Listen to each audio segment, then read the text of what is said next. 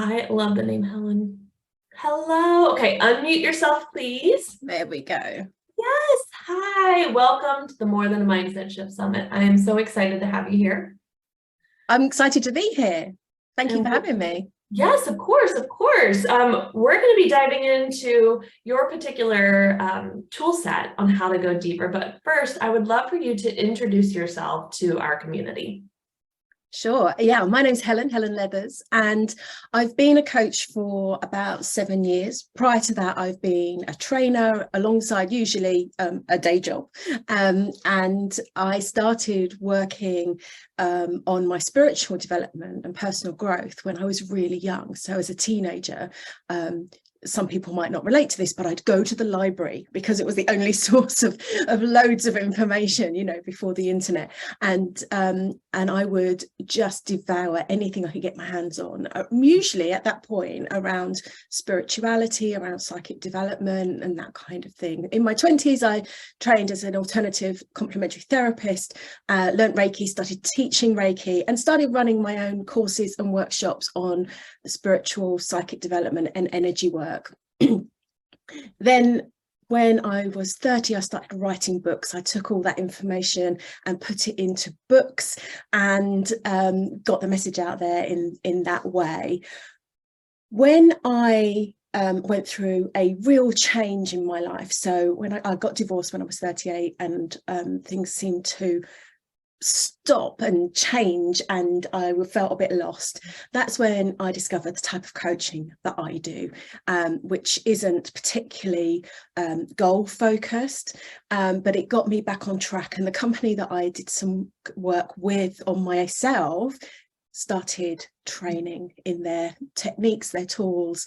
So I started to train with them as a coach and bring that in. And what I found was coaching linked up the circle. It completed the circle for me. I had all these other skills and techniques and all this knowledge, and coaching allowed me to put it into a way which helped people really transform, not just in the mind, as this summit is about, but on a really practical level and in a really transformational way. So it's really brought it all together. It's absolutely wonderful. So now I coach, I train, and I train coaches. Oh, that's awesome. I love how you shared that your journey started young, because I was just thinking, oh my gosh, mine did too. But instead of a library, I had that friend whose mom was into this stuff too. So they had all the books, all the things, and I would be like, Mom, I'm going to my friend's house. Just read and consume. And yes, but it's funny how the seeds are planted early on, and then your transformative experiences and loss and change is what led you to really understanding, hey, I can incorporate a lot of things into one. And sometimes for others on the outside who are maybe not open and ready to go deeper just yet, seeing the word coach or understanding that, like, hey, it might start with mindset work, makes them feel safe.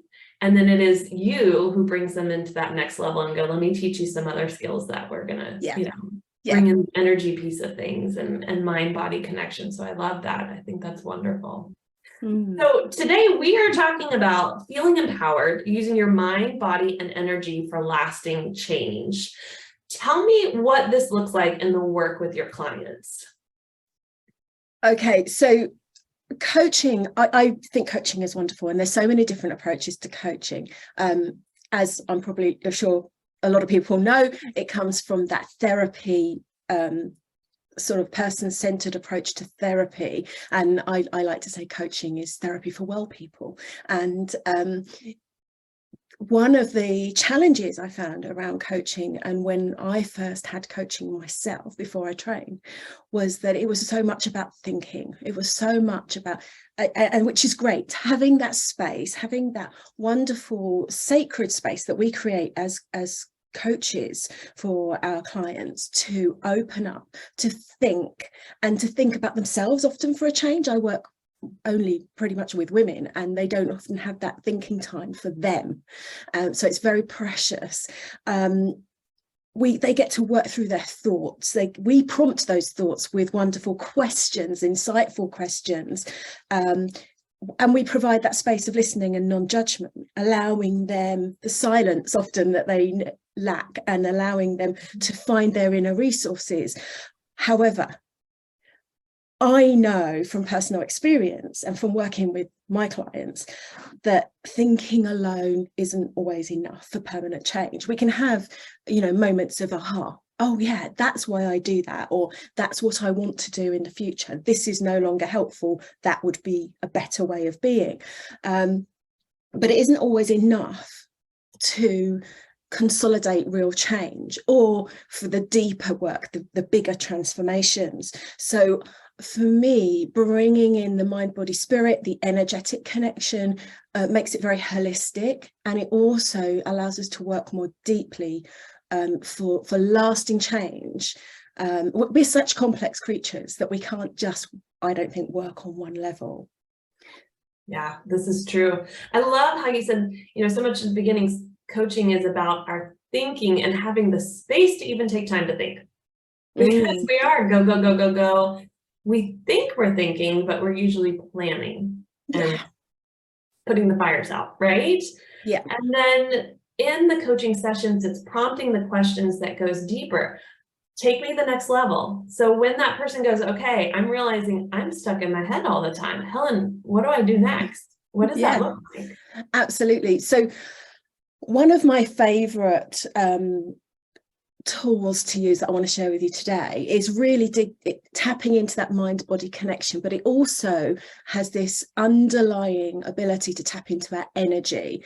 And energy means different things for different people, but for me, I'm very I use a bit of a combination of the Chinese Japanese philosophy of energy and the Indian Tibetan yogic philosophy of energy, and I just kind of make it my own, because I know what makes sense for me and no one knows really, right? It's all theory and conjecture. So you can work consciously with energy, but what oftentimes can happen is someone can come to coaching, like you say, you start with the mindset work, the thinking time, and then you can kind of get in under the radar with some sort of the spiritual approach, which I practice, which is much more about going into the other levels, being more than just mind and body, and being more than the thinking mind. And so the tool I like to particularly use is embodiment work, because it uses the mind-body connection, which people can understand really quickly, but it kind of introduces the energetic work a little bit surreptitiously, if you like. I love that. But it's almost like safely giving you the crumbs before giving you the whole cake. Like, hold on, let's make sure you're ready for this. I think that's so smart. Yeah, let's try this and see what happens, and let's explore it. And then what comes up for you, and what are you experiencing? And oh, that's really interesting. Let's explore that some more. So yeah, so the tool I wanted to share with you, I was trying to think what to call it, because I just call it an embodiment exercise, but actually for me it's a Goldilocks exercise. Ooh, I love Goldilocks. So it's a Goldilocks embodiment exercise. That is wonderful. Okay, walk us through this then. What does that look like? Okay. And let me do a little bit of an explanation, because I know we're talking to coaches and therapists and healers. So let's start from the beginning. The mind-body connection, we all know, is really powerful. And our minds can't differentiate between what's real and what's pretend or imagined or presented to us. So we've all been to see a film, and maybe seen a film multiple times, and we still get so engrossed in it. We still get scared by it. We still jump, even when we know these things aren't real. And we also often know what's actually coming up, but we still get so engrossed. Our mind is tricked into believing it's happening right here and right now. We know that sports people use the mind-body connection. Coaches in the sporting world get them to imagine their races, imagine the starting, imagine how it feels in their body, imagine finishing and winning and how wonderful that feels. And we know that the same neurons fire in the brain when someone is running as when someone is imagining running.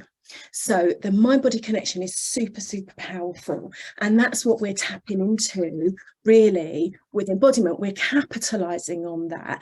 And there's two ways we can do that in coaching. The first is to, when someone feels something unhelpful is happening, like a repeated pattern, we can often feel it in our body, and we can analyze that and go, oh, that thing's happening again, you know, oh, I can feel that. And we can then seek to shift that. Yeah. And we also can use embodiment when we need to feel a particular way.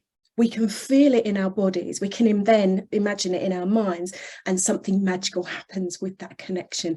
It's a bit of a brain hack, really. So we can trick our minds into believing we are in our new way of being. And then we are, and we're behaving in that way. And eventually that becomes a habit, a new behavior, and a new way to work. So I'm going to use one example of how I use the Goldilocks exercise. It's called the Goldilocks exercise because it's, you know, she gets a bit of porridge that's too hot and a bit of porridge that's too cold, or is it too sweet? I can't remember. And then she gets one that's just right. And we work through that process in this exercise. And the most common way, and the example I'm going to use today that I use this, is around confidence. So it's about tapping into, what does it feel to not be confident? What does it feel to be overconfident? And how does it feel to be just right? Hence Goldilocks. Love that. I'm not sure if you can do this, Katie. I don't know how much space you've got around you, but I'm going to stand up. Okay. And I'm going to ask the people watching and taking part in this to stand up with me and work through this exercise so they can feel it, because then they can use it with their clients. I love it. Okay, I'm going to try. Okay, see how you get on. I'll see where the camera sits. Yeah, that's why I was like, well, we'll see. Yep, we're good. Okay, so what I would like everyone to do is to, first of all, get standing, make sure you're safe. We're not going to move around too much, but, you know, if you can. If you can't stand for any reason, do this exercise sitting down is absolutely fine. We know through psychological and social psychology research that this works sitting down as well. Okay, so people who have disabilities or are less able physically can still work this exercise, which is great. I'm just going to move my chair.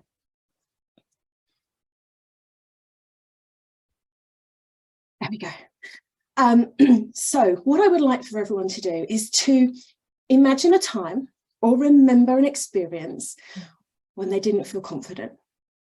You don't want to be seen. Allow your body to move into a way where people can't see you. And everyone else is talking, you don't feel confident to stand up and talk, you don't feel you want to be there, and you really just want to vanish into the background. And I want you to feel that in your body. You might want to close your eyes if you feel a bit silly, but see what happens in your body and notice what you notice now. And oftentimes what happens is, I don't know if you can tell, but I'm moving away from the camera. Yeah, and I shrink. You're shrinking, yeah. And we round our shoulders. Yeah. And we pull our middles away from, I can't pull away too much, I've got headphones in. But we want to retreat. And one of the things that we also do, we round our shoulders and we protect our vital organs. This is what in evolutionary psychology we do. We protect our vital organs. We don't want to be stabbed, attacked, or, you know, injured. Okay, so we're protecting. And if you see from the side, I'm doing this, I'm rounding. So this is how it feels. And it's really useful for clients to remember this feeling of, oh God, this is when I just want to hide and make myself small. What I'd like you now to do is imagine someone, maybe you in a past life or previous experience, or someone you know who's overconfident, almost to the point of aggressiveness, like in your face, I'm going to do this my way or the highway. How does that feel? And allow your body to move into that kind of way of being. So it's big, it's usually quite forward. Usually people take a step forward when they start, hands on hips, absolutely. Sometimes people get a bit it's a power pose and then some, isn't it? It's like massive and moving forward.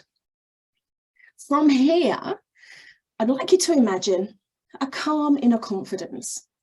You might imagine a person that you know, an actor or actress that you know, or you might remember a time when you stepped out and you stepped into your power and it felt so good. So if you need some help with this, equal weighting across both feet, pulling up through the center line of your body, so you're nice and tall. All of those exercise classes where they told you to open up, you've got this lovely open posture here, and just feel that for a moment, breathing in and breathing out, and feeling that lovely confident pose.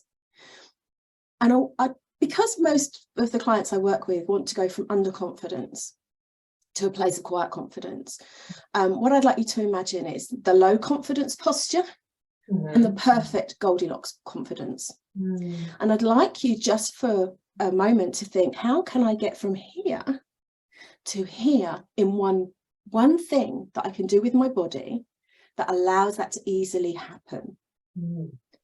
So when I'm in a meeting at work, or when I'm with my family, sometimes when I'm with that particular person that makes me feel less than, one thing I can do with my body makes me feel confident, makes me feel like the powerful me. Love that.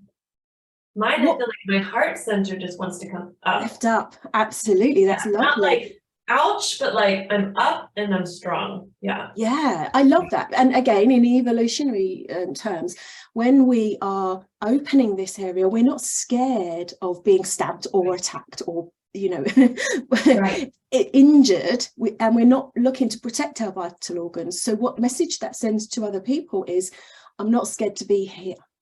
I don't think you're going to attack me, and if you do, I'll sort it, you know. So take a seat. I'm going to bring my chair back, and then we can talk some more. And I think something to note as well is I found it really powerful that you feel like, you know, kind of your sacral area, the area where we hold our fears, all of a sudden as well, that spleen and sacral area was like,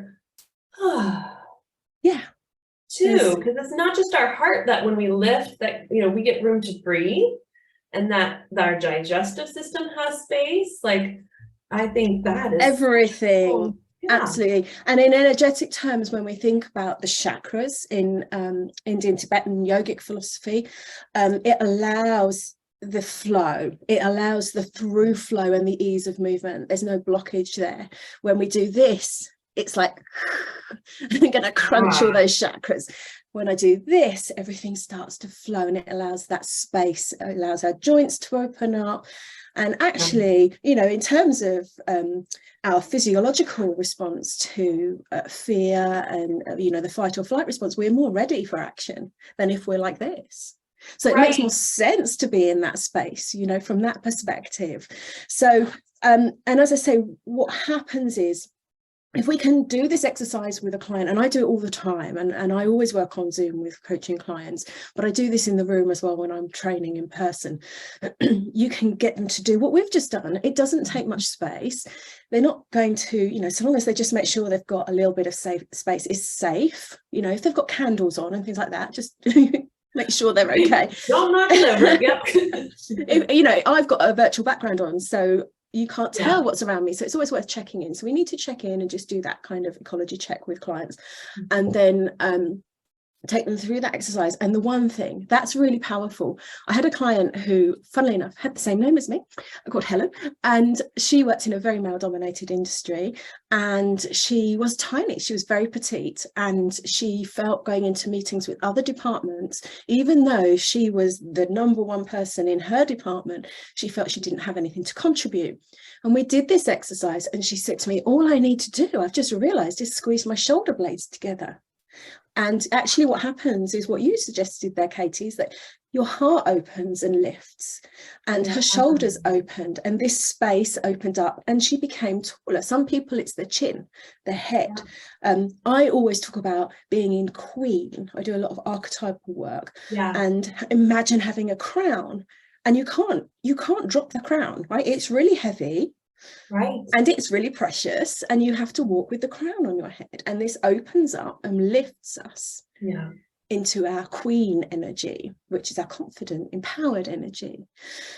And she, after one session, I just said, you know, whenever you notice that you're a little bit rounded, squeeze the shoulder blades, if that's your thing.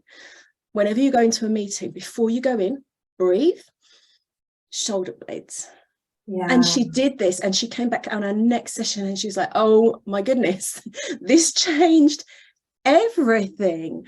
And it changed her perception of herself. It changed how people were perceiving her. And this is what comes up in social psychology research, is that there's something energetic that happens, something that's deep-seated in people's minds, is and I think it's energetic, it's physical, it's mental, it's all of those things. When people present themselves in that open power pose, that confident way, they get treated different because they get perceived as different. They get perceived as strong and confident. Therefore, they get treated as strong and confident, and then they behave strong and confident. And it's this wonderful empowerment circle of sort of feedback. And that's, I just find that amazing. So the Goldilocks exercise, and it can be used for anything. So take a new way that you want to be, or take an old way or unhelpful way that you no longer want to be. How does it feel when you go to an extreme of like the low end of it? How does it feel when you go to the extreme of the overemphasized negative kind of not so nice way? And then how does it feel to be perfectly aligned with that idea? If you were a 10 out of 10 in confidence, in feeling empowered, in whatever your thing is, how would that feel? And what one way could you move from either end of that spectrum into the Goldilocks moment? Until the Goldilocks moment. I think this is such a powerful tool. And you said it, you can do it on Zoom. You can do it in person. And it's one session, a few minutes with the client to really shift and give them a tool. It's important we work ourselves out of a job. We're giving them tools they can start using in their everyday lives that goes like, whoa, I feel different. They continue to want to progress with you, but they go like, I know I can do that. I can do this at the family reunion. I can do this when I'm in an argument with my partner. I can do this in the boardroom. Like, they have that tool. And I love this. It reminds me in therapy, and those of you in the clinical world will know, Gestalt therapy is around the body and the movements we make. So like if I have a client who's like constantly, and I'm like, what is it that this area wants to say or do? But this is the perfect, let's now step up and let's show what your body's doing right now. Let's see what it would be if it's the extremely opposite. And let's, then get more centered in like, what would you like it to be? And I think I love the idea of it being called the Goldilocks. I just made that up this morning. I thought, what is this tool called? Perfect channeling. I think that's wonderful. So, can I just say though, I think it's really important to say this, and coaches know this anyway, I hope. When we do this exercise, it's how does it feel for you? I can give you some tips, like I said, standard with equal weighting, but don't give someone their thing. Don't say, try opening your shoulder blades. It's what one move could you make to move from this place to this place? It's got to come from them. If you give it to them, it's less empowering and they won't make that change. But you said, I lift to my heart. I've never had anyone say that before. It's unique. So every client, it has to come from them. Yes. And I that's that beauty of us watching their journey, because you might do it 2 months later and all of a sudden they have it like, no, it's this now. And you're like, yes, there you go. Yes. Okay. So for those of you who are watching, we've got several live. If you've got questions, please let us know. We are looking at what it looks for them to be underconfident, let their body language show that, not guiding them. What it looks to be overconfident, and then what does it feel to be in the middle? And as Helen said, you ask them, what's that one thing, that one movement you can do that creates that feeling, that movement that you did to get in that like 100% you aligned, confident self. And you remind them that's the tool to use outside of our session in whatever area they want more confidence. And I love that let's add that again. Don't give them the places. Other than I liked that you said you're balanced standing on both feet, because that allows the rest of the body to go, well, this is what I want to do. And I think that's a great tip. I wrote that down, like, find your middle, because that's like, that really is. It also helps you from the sway of like, I was this and I was that, to here I am. Wonderful, wonderful tool, and such a gift to share with us. So my last question for you as we finish up, why is going beyond mindset work important to you? I mean, we kind of learned in the beginning, but really, what is it for you that's the most important? Okay, so as well as the spiritual and energetic stuff that I've done, I've also studied psychology. I finished my degree in psychology in 2020, which was fun at the end of the start of the pandemic. Now, what I know is our minds are tricky. And we think we might know our minds. If someone says, I know my mind, that's a bit of a red flag for me, because we don't know our minds. And it's full, our minds are what we call cognitive misers. So because it takes so much energy to think and do stuff with our minds find shortcuts. Yeah. Our minds learn things from a really young age. They put us into repeated patterns and behaviors we don't even realize. So we're full of cognitive biases that we're not even aware of. So we can do a lot of mindset work, but there is so much underneath our thinking that we're not even aware of. This programming, these biases, all of this. And going beyond mindset work, going beyond the thinking mind, frees us from that. We can bypass it. It's a bit of a brain hack, or it starts to free us from it. You know, it's always an ongoing work in progress. My belief is that we are more than mind and body, and we're more than the thinking mind. I have a very mind, body, spirit, energy approach, as you probably can tell. And I think that it does us a disservice if we only look at one of those things. Yes. And it allows us to hack. We can use our mind really, really well. We can use brainwave patterns. We can get into meditation kind of relaxed states, which also helps us to hack our mind. But there's so much else that we can use energetically, mind-body connection, and all of that bypasses all of the weird psychological stuff that happens in our mind that we are not aware of, and that we can be affected by without even our knowing. So that's why I think it's really important to find other ways of working. I love that. So bypass the psychological, muddled stuff to be able to really heal. Now we do have a question. I'm going to ask it before we switch on. How do we overcome the potential issue of engaging with the client over Zoom when we don't feel the energy exchange? So again, that was, how do we overcome the potential issue of engaging with the client over Zoom when we don't feel the energy exchange? It's interesting. So I have a process that I go through of setting up space. I've done it this morning before I've come live with you. I set this space up and I have an intention of creating an energetic space and connecting with the people that I'm speaking to. So the first thing that one of the first things I always do with my coaching students is we talk about how you create that energetic space with the intention of connection. And it takes practice. I've worked with energy my whole life, so it's built up experience. So try creating an energetic space that allows your client to connect with you at that really other level.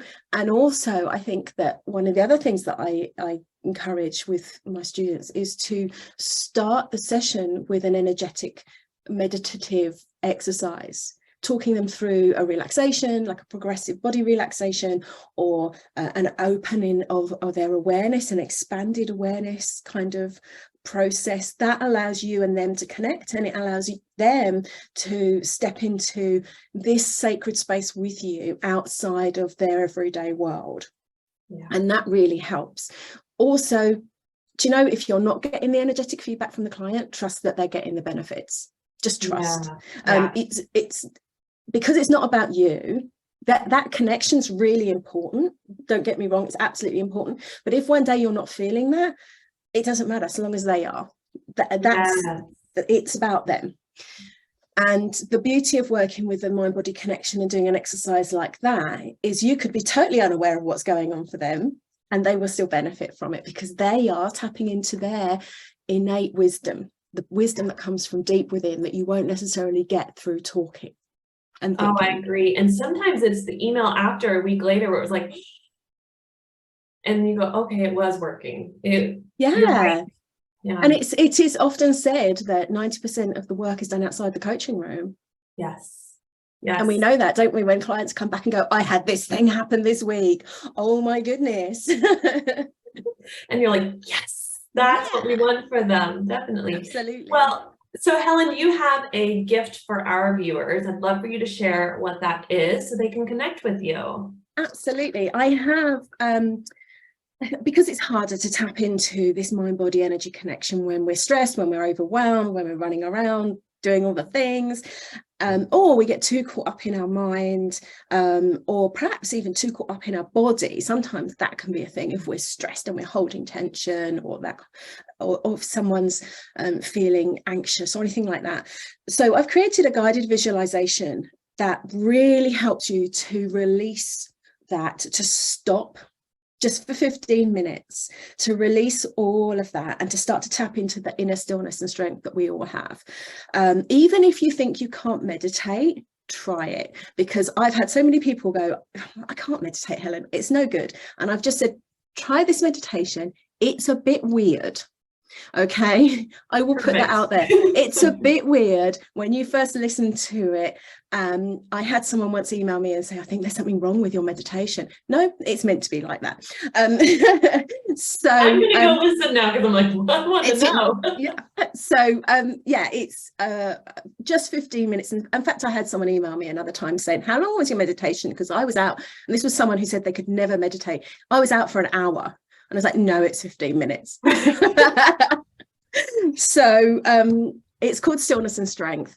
I don't know if I need to put the link in the chat, or I will you've be got sharing it later after. So our first sessions will be done in about an hour and a half, and I'll share all those resources via email and also here in the group. So thank you, Helen. This was an awesome start to the summit. I am so grateful you were our first speaker of the day. Thank you for having me.